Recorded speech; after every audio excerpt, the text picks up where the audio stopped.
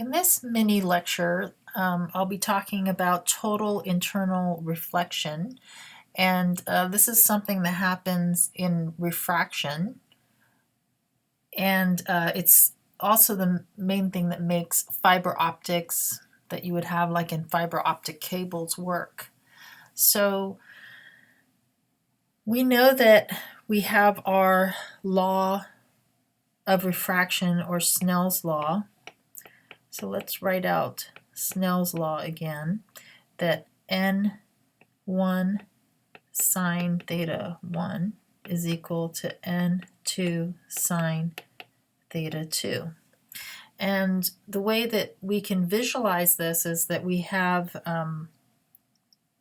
light that is going, let's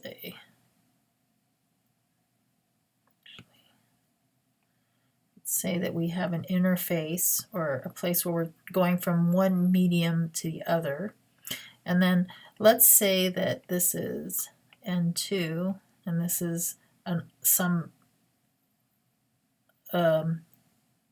medium that has an index of refraction N1. So we know that we draw our normal, and then we imagine that light comes in at theta 1, and then let's say that N2 is less dense, has a lower index of refraction than N1, then we know that this will actually, the light will bend away from the normal.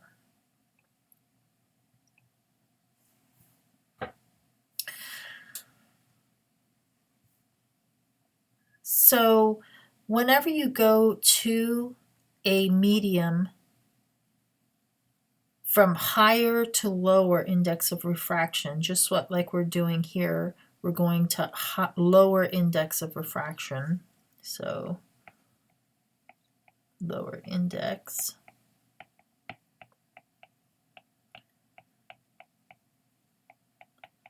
And that comment refers to up here.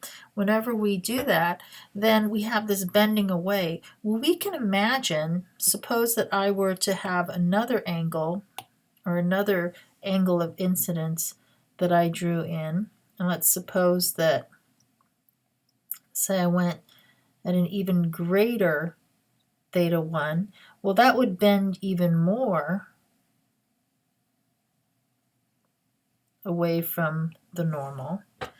And actually, we could imagine that we would reach some special angle,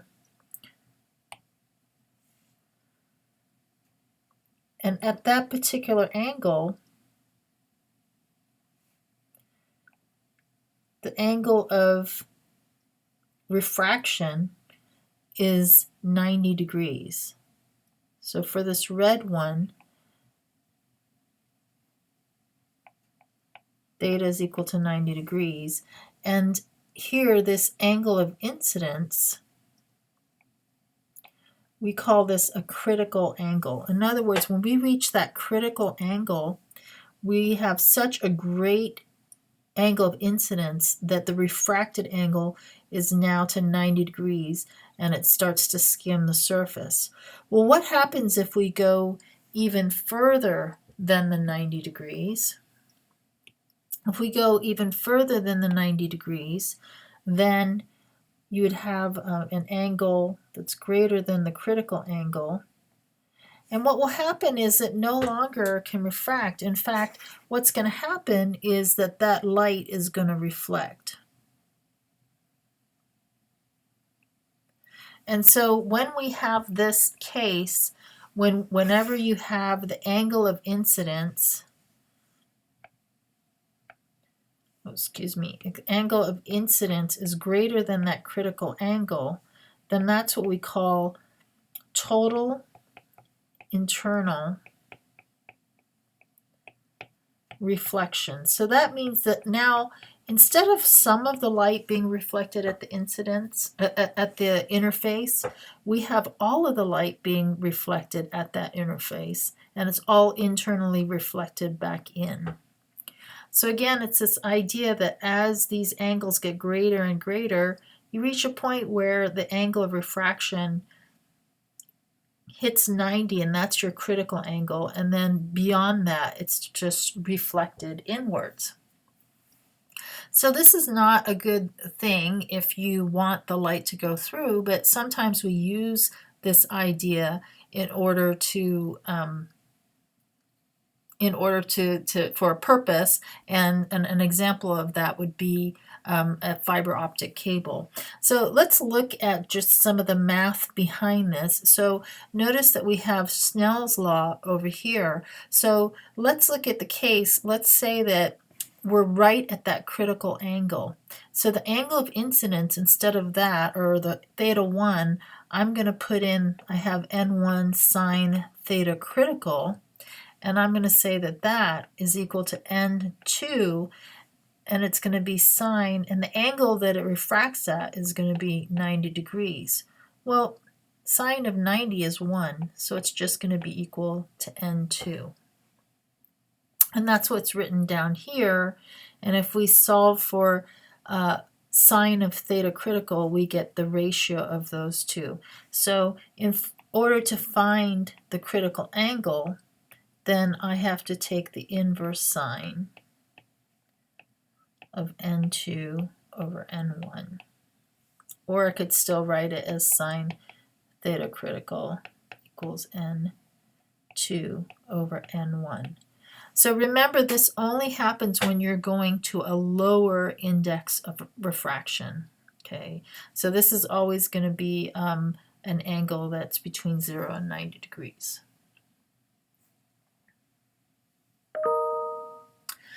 So if we take a look here, here's an illustration to show this idea. I put it all on one chart, but we can see it spread out here. So here we have a case where we're going to a lower index of refraction, and so we have here n2 is less than n1. And so if we do that, if we imagine a source here, then we can go in and we notice that there's a theta 1 here, and then at I you have theta 2 coming out here.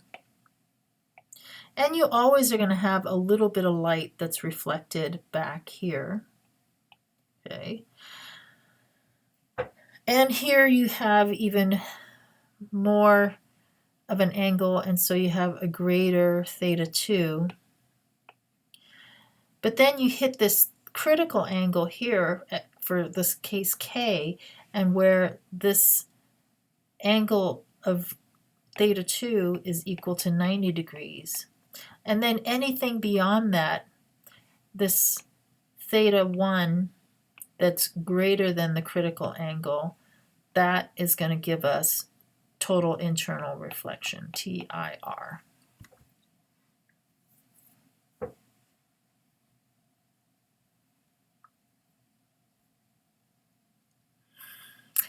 So one application is in binoculars. So if you look in a binocular, you don't necessarily have mirrors, okay? But you have these prisms, and they're set up in such a way that they hit the interface of the prism going out to air is at an angle greater than the critical angle. So when it does that, at this point, you have it completely, here's the normal, and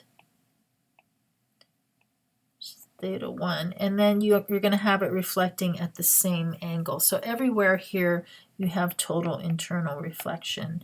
And so rather than mirrors, it's making use of this idea of total internal reflection.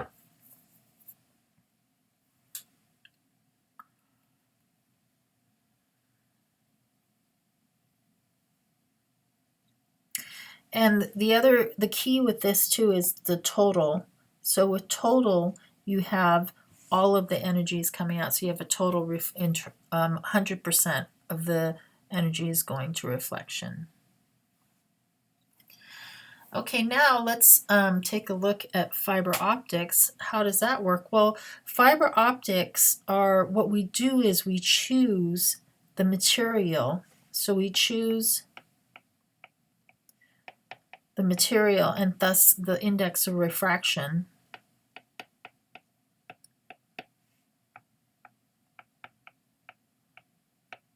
So say here's N1 and N2.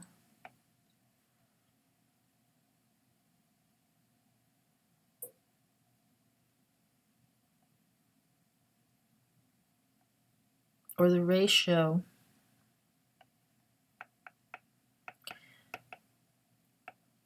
gives us a critical angle that we know that we can achieve.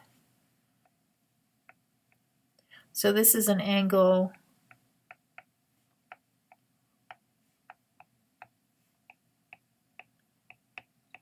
we can achieve in a fiber optic cable. Okay, so you can imagine that if the theta critical was too small, then this wouldn't work. So suppose that theta critical was, or excuse me, too large or whatever. So if we had an angle here, so that came in, notice here at this point you're having its total internal reflection at this point. You also have it here, and what happens is the light then can go through and bounce through the cable and is transmitted. And it turns out this is a very good way to send information. And another advantage is that in fiber optic cables, which are actually bundles of these kinds of cables, like as shown in this diagram, it's a good way to send information, but also they're not as subject to deterioration as, say, copper or other types of cables. So it turns out it's a great way to send information, and there's a lot of longevity in them. I'm going to post a YouTube video that's a little bit of propaganda about fiber optic cables, but also kind of shows you how they can be effective and last many, many years. Okay, our next set of lectures will be on lenses.